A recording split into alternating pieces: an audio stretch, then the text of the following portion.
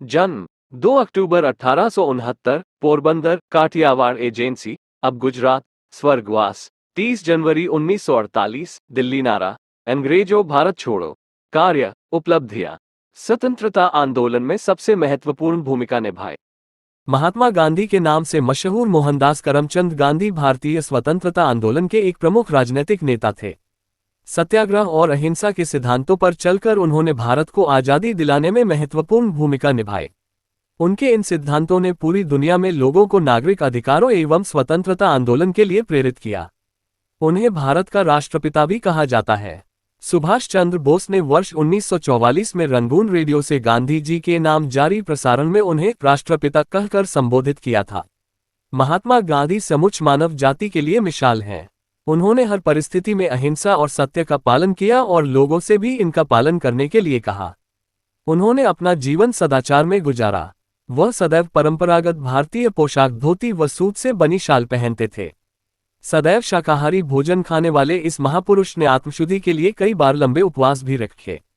सन 1915 में भारत वापस आने से पहले गांधी ने एक प्रवासी वकील के रूप में दक्षिण अफ्रीका में भारतीय समुदाय के लोगों के नागरिक अधिकारों के लिए संघर्ष किया। भारत आकर उन्होंने समूचे देश का भ्रमण किया और किसानों, मजदूरों और श्रमिकों को भारी भूमि कर और भेदभाव के विरुद्ध संघर्ष करने के लिए एकजुट किया। सन 1921 में उन्होंने भारतीय राष्ट्रीय कांग्रेस की बागडोर संभाली और अपने कार्यों से देश के राजनैतिक, सामाजिक और आर्थिक परिदृश्य को प्रभावित किया। उन्होंने सन 1930 में नमक सत्याग्रह और इसके बाद 1942 में भारत छोड़ो आंदोलन से खासी प्रसिद्धि प्राप्त की। भारत के स्वतंत्रता संघर्ष के दौरान कई मौकों पर गांधी जी कई वर्षों तक उन्हें जेल में भी रहे। प्रारंभिक जीवन। मोहनदास करमचंद गांधी का जन्म भारत में गुजरात के एक तटीय शहर पोरबंदर में 2 अक्टूबर सन 1869 को हुआ था। उनके पिता करमचंद गांधी ब्रिटिश राज के समय काठियावाड़ की एक छोटी सी रियासत पोरबंदर के दीवान थे। मोहनदास की माता पुतलीबाई परनामी वैश्य समुदाय से ताल्लुक रखती थी और अत्यधिक धार्मिक प्रवृत्ति की थी, जिसका प्रभाव युवा मोहनदास पड़ा और इन्हीं मूल्यों ने आगे चलकर उनके जीवन में महत्वपूर्ण भूमिका निभाई। वह नियमित रूप से व्रत रखती थी और परिवार में किसी के बीमार पड़ने पर उसकी सेवा शुश्रूषा में दिन रात एक कर देती थी। इस प्रकार मोहनदास ने स्वाभाविक रूप से अहिंसा, शाकाहार, आत्मशुद्धि के लिए व्रत और विभिन्न धर्मों और पंथों को मानने वालों के बीच परस्पर सहिष्णुता को अपनाया। सन 1883 में 13.5 साल की उम्र में ही उनका विवाह 14 साल की कस्तूरबा से करा दिया गया। जब मोहनदास 15 वर्ष के थे तब इनकी पहली संतान ने जन्म लिया, लेकिन वह केवल कुछ दिन ही जीवित रही। उनके पिता करमचंद गांधी भी इसी साल 1885 में चल बसे। बाद में मोहनदास और कस्तूरबा के 4 संतान हुई। हरिलाल गांधी 1888, मणिलाल गांधी 1892, रामदास गांधी 1897 और देवदास गांधी 1900। उनकी मिडिल स्कूल की शिक्षा पोरबंदर में और हाई स्कूल की शिक्षा राजकोट में हुई। शैक्षणिक स्तर पर मोहनदास एक औसत छात्र ही रहे। सन 1887 में उन्होंने मैट्रिक की परीक्षा अहमदाबाद से उत्तीर्ण की। इसके बाद मोहनदास ने भावनगर के श्यामलदास कॉलेज में दाखिला लिया, पर खराब स्वास्थ्य और गृह वियोग के कारण वह प्रसन्न ही रहे और कॉलेज छोड़कर पोरबंदर वापस चले गए। विदेश में शिक्षा और वकालत। मोहनदास अपने परिवार में सबसे ज्यादा पढ़े लिखे थे, इसलिए उनके परिवार वाले ऐसा मानते थे कि वह अपने पिता और चाचा का उत्तराधिकारी दीवान बन सकते थे।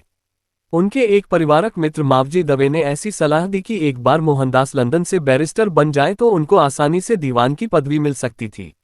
उनकी माता पुतलीबाई और परिवार के अन्य सदस्यों ने उनके विदेश जाने के विचार का विरोध किया, पर मोहनदास के आश्वासन पर राजी हो गए।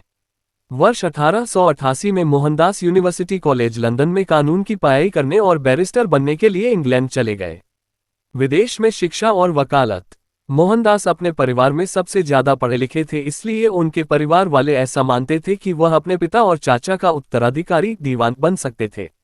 उनके एक परिवारक मित्र मावजी दवे ने ऐसी सलाह दी कि एक बार मोहनदास लंदन से बैरिस्टर बन जाए तो उनको आसानी से दीवान की पदवी मिल सकती थी।